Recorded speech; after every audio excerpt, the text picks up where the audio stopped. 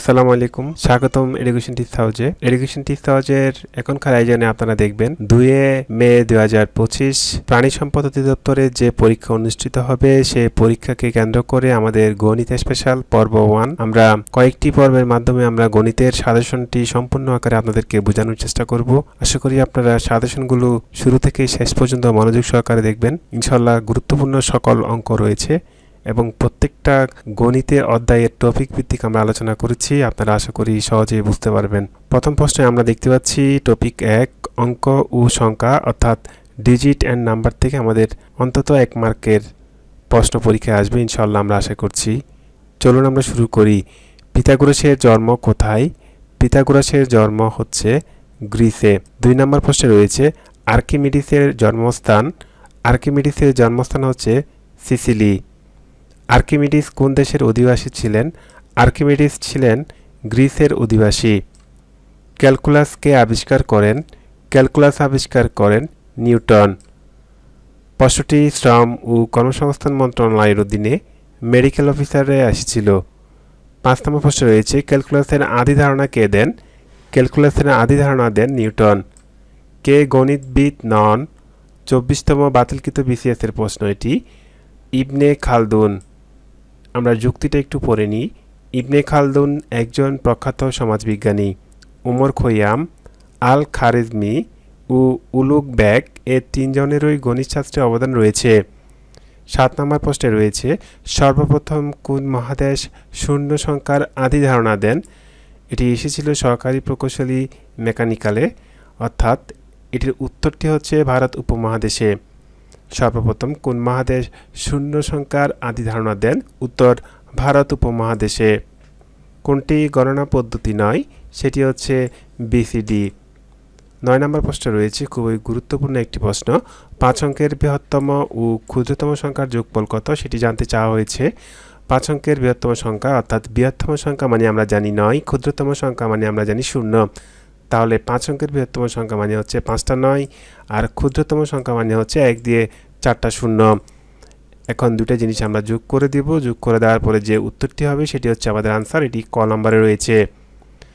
10 নম্বর প্রশ্নে রয়েছে 5 অঙ্কের ক্ষুদ্রতম সংখ্যা এবং 4 অঙ্কের বৃহত্তম সংখ্যার অন্তর কত? অন্তর মানে হচ্ছে বিয়োগ করা, সেটি অবশ্যই আমাদেরকে মনে রাখতে হবে।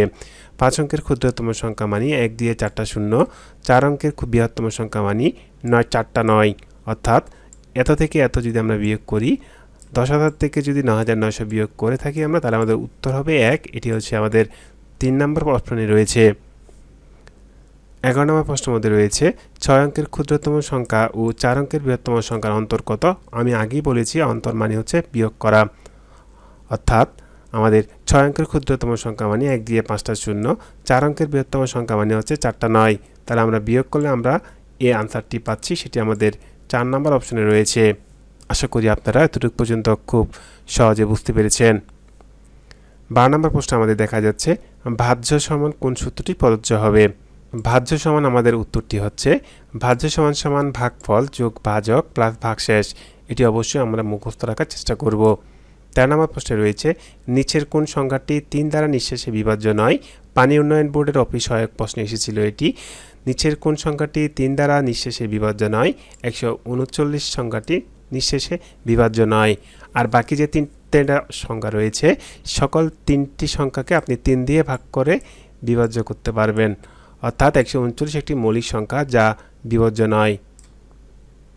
14 নম্বর প্রশ্ন রয়েছে 72-এর কতটি ভাজক রয়েছে? সেটি 26তম বিসিএস একটি বাড়ি একটি খামার প্রকল্পের উপজেলা সমন্বয়কারী, ভিটিবি এর সহকারী প্রকৌশলী সিভিল, বাংলাদেশ পল্লী উন্নয়ন বোর্ডের সহকারী পল্লী উন্নয়ন কর্মকর্তা ইত্যাদি নিয়োগ পরীক্ষা এসেছিল। 72-এর কতটি ভাজক আছে? সেটি হচ্ছে 12টি ভাজক রয়েছে। আমরা ভাজকটা কিভাবে নির্ণয় করব? আমরা যে সংখ্যাটি দেওয়া আছে সেটিকে আমরা লসাগু করব, তাহলে আমরা সেটির ভাজক আমরা নির্ণয় করতে পারবো। তাহলে 72কে আমরা যদি 2 দিয়ে ভাগ করি সর্বনিম্ন সংখ্যা দিয়ে, তাহলে আমরা পাচ্ছি 36। 36কে যদি 2 দিয়ে ভাগ করে 18 পাচ্ছি। 18কে 2 দিয়ে দিলে 9 পাচ্ছি। 9কে 3 দিয়ে দিলে আমরা 3 পাচ্ছি। তাহলে 72-এর লসাগু হচ্ছে 2 2 2 3 3। তাহলে 2 2 2 3 3, 2 হচ্ছে 3টা, 3 হচ্ছে 2টা। তাহলে নির্ণয় ভাজক সংখ্যা হবে 3 যোগ 1 আর হচ্ছে 2 যোগ 1, অর্থাৎ 4 গুণ 3। তাহলে হচ্ছে 3 4 12, তাহলে নির্ণয় ভাজক সংখ্যা হচ্ছে আমাদের কত 12। 15 নম্বর প্রশ্নটি আপনারা বাসায় খাতায় প্র্যাকটিস করবেন। 36-এর কতটি ভাজক রয়েছে সেটি আপনারা খাতায় প্র্যাকটিস করবেন, সেটি হচ্ছে উত্তর হচ্ছে 9। তারপরে 16 নম্বর প্রশ্নটি আপনি বাসায় প্র্যাকটিস করবেন, আশা করি আপনারা সেটি এই অঙ্কটির মতো এখানে যেভাবে সমাধান করে দেওয়া আছে ওভাবে ট্রাই করবেন, আশা করি আপনারা পারবেন। এবার আমরা দেখব টপিক 3 জোড় ও বিজোড় সংখ্যা। প্রশ্নগুলো প্রায় পরীক্ষায় এসে থাকে। তাহলে 17 নম্বর প্রশ্নটি আমরা দেখব, x এর একটি বিজোড় সংখ্যা হলে x এর মান একটি বিজোড় সংখ্যা হলে নিম্নের কোনটির মান জোড় সংখ্যা হবে। এটি পল্লী উন্নয়ন বোর্ড মাঠ সংগঠক ও মাঠকর্মী 2014 সালের নিয়োগ পরীক্ষায় এসেছিল। তাহলে আমরা শর্টকাট নিয়মটা একটু জেনে নিই। এখানে x এর মান বিজোড় হলে কোনটি জোড়, তাই x এর মান 1 3 5 7 যে কোনো বিজোড় সংখ্যা বসিয়ে আমরা অপশন টেস্ট করে করতে পারি। ধরি x এর মান 1, তাহলে আমরা ক নাম্বার প্রশ্নটির মধ্যে বসাবো। তাহলে রয়েছে 2, x এর জায়গায় যদি আমরা 1 বসিয়ে দিই, এখানে আছে প্লাস বসে গেল, এখানে 1, তাহলে হচ্ছে 2 একে 2 2 একে 3, তাহলে এটা 3 হচ্ছে, তাহলে এটি বেজোড় হয়ে যাচ্ছে, তাহলে এটা হবে না, আমাদেরকে জোড় মান নির্ণয় করতে হবে। তাহলে খ নাম্বারে তোমরা দেখো 2 রয়েছে, এখানে x প্লাস 1, তাহলে x এর মান আমরা যদি 1 বসিয়ে দিই, তাহলে আমরা এখানে 2 1 1 2, তাহলে 2 2 4 হয়ে যাচ্ছে, তাহলে 4 পাচ্ছি। তাহলে আমাদের খ নাম্বারটি হচ্ছে আনসার, আর বাকিগুলো আমাদের করার কোনো প্রয়োজন নেই, সময় নষ্ট করার কোনো দরকারও নেই। 18 নম্বর প্রশ্নে রয়েছে x ও y দুটি ক্রমিক জোড় সংখ্যা হলে নিচের কোনটি বিজোড় সংখ্যা, সেটি হচ্ছে x² প্লাস 1। শর্টকাট প্রশ্নটি আপনারা এখানে দেখতে পারেন, এই যে কি সুন্দর শর্টকাট এখানে দেওয়া আছে। আপনারা অবশ্যই অঙ্কটি আগের অঙ্কের মতো করে করা নেওয়ার চেষ্টা করবেন। যদি n একটি জোড় সংখ্যা হয় তবে নিচের কোনটি জোড় সংখ্যা হতে পারে না। এটি পানি উন্নয়ন বোর্ডের উচ্চমান সহকারী এবং পরিসংখ্যান ব্যুরোর জুনিয়র পরিসংখ্যান সহকারীতে নিয়োগ পরীক্ষায় এসেছিল। তাহলে n একটি জোড় সংখ্যা হয় তবে নিচের কোনটি জোড় সংখ্যা হতে পারে না। তাহলে দেখো এখানে n এর মান জোড় ধরতে হবে, অর্থাৎ n = 2 ধরে অপশনে বসানোর পরে যে অপশনটির মান বিজোড় সংখ্যা হবে তাই হচ্ছে এই সঠিক উত্তর। তাহলে আমরা n এর মান যদি 2 বসাই তাহলে এখানে 4 পাচ্ছি, এখানে যদি 2 বসাই তাহলে 4 4 আর 5 যোগ করলে হচ্ছে 20, গুণ করলে হচ্ছে 20, তাহলে 2 এখানে 2 গুণ 4, 4 আর 2 হচ্ছে 6, তাহলে এটাও হবে না। তাহলে 7 গুণ 14, 14 আর 3 হচ্ছে 17। তাহলে আমাদের 4 নম্বর অপশনটিতে আমাদের কি পাবো, আমরা উত্তর পাবো। হ্যাঁ, 4 নম্বর অপশনটির মধ্যে আমরা পেয়েছি 17, এটি হচ্ছে বিজোড়। আশা করি আপনারা প্রশ্নটি বুঝতে পেরেছেন। সেম একই রকমভাবে আমরা 20 নম্বর প্রশ্নটিও করব। তারপর আমরা এখানে দেখব 21 নম্বর প্রশ্নটি কী রয়েছে। 5টি পূর্ণ সংখ্যার গুণফল যদি বিজোড় সংখ্যা হয় তাহলে উক্ত 5টি পূর্ণ সংখ্যার সঠিক কয়টি বিজোড় হবে সেটি আমাদেরকে বের করতে হবে। এটি শ্রম ও কর্মসংস্থান মন্ত্রণালয়ের অধীন শ্রম দপ্তরের প্রভাষক পদে এসেছিল। তাহলে 2 বা ততোধিক পূর্ণ সংখ্যার গুণফল জোড় সংখ্যা হবে যখন সংখ্যাগুলোর মধ্যে কমপক্ষে একটি জোড় সংখ্যা থাকবে। 5টি সংখ্যার গুণফল বিজোড় হওয়ার সবগুলোর মধ্যে জোড় সংখ্যা নেই। হ্যাঁ, তাহলে হচ্ছে উত্তর হচ্ছে আমাদের কত, 5 নাম্বারটি হচ্ছে আমাদের উত্তর। আমাদের পরবর্তী টপিক আমরা আলোচনা করব, সেটি হচ্ছে টপিক 5 মৌলিক সংখ্যা অর্থাৎ প্রাইম নাম্বার। মৌলিক সংখ্যার তালিকাটা 1 থেকে 100 পর্যন্ত আমরা চেষ্টা করব নাম্বার আকারে মুখস্থ মনে রাখার জন্য। 44 22 322 321 এবার আমরা মনে রাখতে পারি। মৌলিক সংখ্যার এখান থেকে একটি প্রশ্ন আসার সম্ভাবনা খুবই গুরুত্বপূর্ণ। আপনারা এই টপিকটি মনোযোগ সহকারে দেখার চেষ্টা করবেন। 1 থেকে 10 পর্যন্ত মৌলিক সংখ্যা কী কী রয়েছে, 2 3 5 7, মোট 4টি মৌলিক সংখ্যা রয়েছে। সর্বমোট 1 থেকে 10 পর্যন্ত 4টি মৌলিক সংখ্যা রয়েছে। 11 থেকে 20 পর্যন্ত টোটাল 4টি মৌলিক সংখ্যা রয়েছে।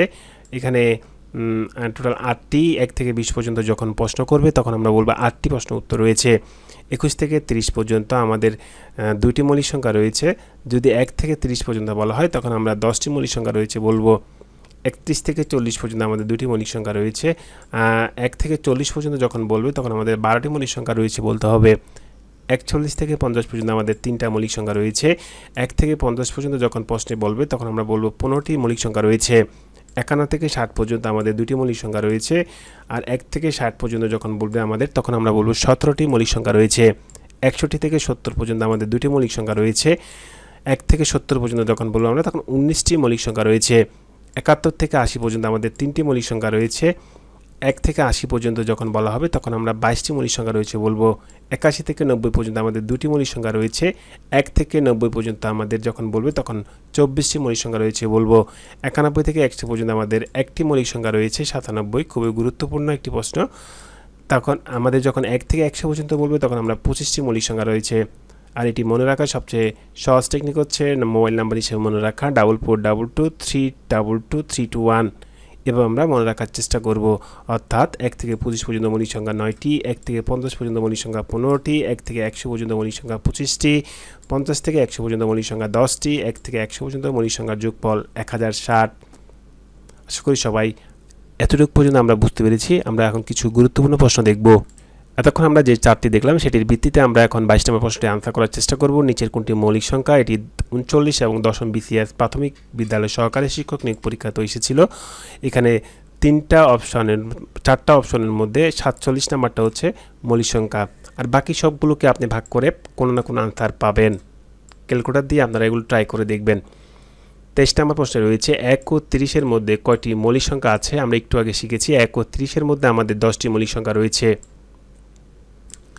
পরবর্তী টপিক হচ্ছে আমাদের মূলত এবং অমূলত সংখ্যা, টপিক নাম্বার 6, অর্থাৎ 6ষ্ঠ রকম ধাপে আমরা চলে এসেছি প্রথম অধ্যায়ের। যদি p একটি মৌলিক সংখ্যা হয় তবে √p একটি অমূলত সংখ্যা। এটি 26তম BCS প্রিলিতে এসেছিল। 25 নম্বর প্রশ্নে রয়েছে √2 সংখ্যাটি কী সংখ্যা? √2 সংখ্যাটি হচ্ছে অমূলত সংখ্যা। 26 নম্বর প্রশ্নে রয়েছে মূলত সংখ্যার সেট বোঝায় নিচের কোনটিকে? মূলত সংখ্যার সেট বোঝায় নিচের কিউ, এটিকে মূলত সংখ্যার সেট বোঝায়। পূর্ণ সংখ্যার সেটের চিহ্ন হচ্ছে Z, মূলত সংখ্যার সেটের চিহ্ন হচ্ছে Q, মৌলিক সংখ্যার সেটের চিহ্ন হচ্ছে P, স্বাভাবিক সংখ্যার সেটের চিহ্ন হচ্ছে N। এগুলো মুখস্থ রাখার আমরা চেষ্টা করব। 7 নম্বর প্রশ্নে রয়েছে টপিক 7, অর্থাৎ বর্গ সংখ্যা। খুবই গুরুত্বপূর্ণ একটা টপিক, এটি পরীক্ষার জন্য খুবই গুরুত্বপূর্ণ। এখান থেকে 1 মার্ক আসার সম্ভাবনা খুবই বেশি রয়েছে। ব্র্যাকেটের মধ্যে রয়েছে 0.002 স্কোয়ার, অর্থাৎ 0.002 দুবার লিখতে হবে। দুবার লেখার পরে আমরা কীভাবে হিসাব করব? 2 × 4। এখন 4 কোনটা হবে সেটা আমাদেরকে আইডেন্টিফাই করা লাগবে। দশমিকের পর আমাদের যতগুলো সংখ্যা রয়েছে ঠিক দশমিকের পর আমাদের ততগুলো সংখ্যা নিতে হবে। তাহলে দশমিকের পরে দেখা যাচ্ছে এখানে 3টে, এখানে 3টে, 6টা সংখ্যা রয়েছে। তাহলে আমরা 2 × 4, 4 দেওয়ার পর আমরা এদিকে আরও সাহায্যকারী 5টা সংখ্যা দিয়ে দিব। আপনারা দেখতে পাচ্ছেন 1টা, 2টা, 3টা, 4টা, 5টা, টোটাল আমাদের এখানে দশমিকের পরে 3টা, 6টা সংখ্যা ছিল। আমরা ঠিক দশমিকের পরে 6টা সংখ্যা বসিয়েছি। অর্থাৎ আমাদের ঘ নাম্বার প্রশ্নটির মধ্যে এই আনসারটা দেওয়া আছে, অর্থাৎ আমাদের 27 নম্বরের উত্তর হচ্ছে এটি। আশা করি আপনারা 27 নম্বরটা যদি বুঝে থাকেন তাহলে 28 নম্বরটাও করতে পারবেন, 29 নম্বরটাও করতে পারবেন। আমি আরেকবার রিপিট করতেছি আপনারা যাতে সহজে বুঝতে পারেন।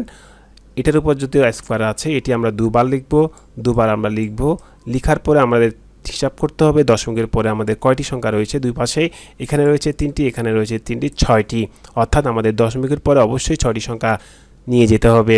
তাহলে আমরা দেখা যাচ্ছে এখানে 2টাতে 4, 4, 4, 4, 16, এখানে 2টা, তাহলে আমাদের আর 4টা সাহায্যকারী শূন্য দিতে হবে। 1টা, 2টা, 3টা, 4টা। তাহলে আমাদের 4টা শূন্য আর 16 যেখানে রয়েছে সেটি হচ্ছে আমাদের এই প্রশ্নের উত্তর, অর্থাৎ আমাদের খ নম্বরের মধ্যে রয়েছে। তাহলে এটি হচ্ছে আমাদের উত্তর। আশা করি আপনারা এই নিয়মটা বুঝতে পেরেছেন। 30 নম্বর প্রশ্নটির মধ্যে রয়েছে 9999 সংখ্যাটির বর্গ নির্ণয় করুন। এটি পরিবেশ অধিদপ্তরের সহকারী কারিগরি পরিচালক 11 সালের নিয়োগ পরীক্ষায় এসেছিল। খুবই সহজ একটি প্রশ্ন। আমাদের 9999কে আমরা বর্গ করতে বলা হয়েছে। এটি ক্লাস 7-এর প্রশ্নের একটি প্রশ্ন থেকে আসা করে দেওয়া হয়েছিল। দেখা যাচ্ছে যে আমরা 1000 থেকে যদি আমরা 1 বিয়োগ করি তাহলে আমাদের 9999 হয়। তাহলে আমরা a - b হোল স্কয়ারের সূত্র আমরা সেটি ফেলতে পারি। তাহলে a - b হোল স্কয়ারের সূত্রটা কি? a - b হোল স্কয়ারের সূত্র হচ্ছে a square - 2ab + b square. a - b whole স্কয়ারের সূত্র মান নির্ণয়ের সূত্র, বর্গ নির্ণয়ের সূত্র। হ্যাঁ, a স্কয়ার মাইনাস হবে a square - 2ab + b square. এই সূত্রের মধ্যে আমরা এই সূত্রটি লিখব। তাহলে a মানে হচ্ছে 1000, b মাইনাস সূত্রের মাইনাস, b হচ্ছে সূত্রের 2 হচ্ছে সূত্রের 2, আর এখানে a হচ্ছে 1000, b হচ্ছে 1, আর b হচ্ছে 1 স্কোয়ার। তাহলে আমরা এটি ক্যালকুলেশন করলে আমাদের এই আনসারটি পাচ্ছি। এটি আমাদের গয়ের মধ্যে রয়েছে। আশা করি আপনারা বুঝতে পেরেছেন। 31 নম্বর প্রশ্ন রয়েছে একটি সংখ্যার বর্গ তার বর্গমূল হচ্ছে 78 বেশি হলে সংখ্যাটি কত হবে?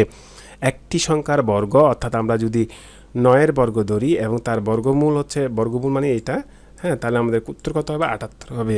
আশা করি 78 মানে এখানে কত 3, তাহলে 3 বিয়োগ করা যাচ্ছে, 3 হচ্ছে 78, তাহলে হচ্ছে আমাদের 3 বিয়োগ করা লাগছে, তাহলে উত্তর হচ্ছে আমাদের খ নাম্বারটা।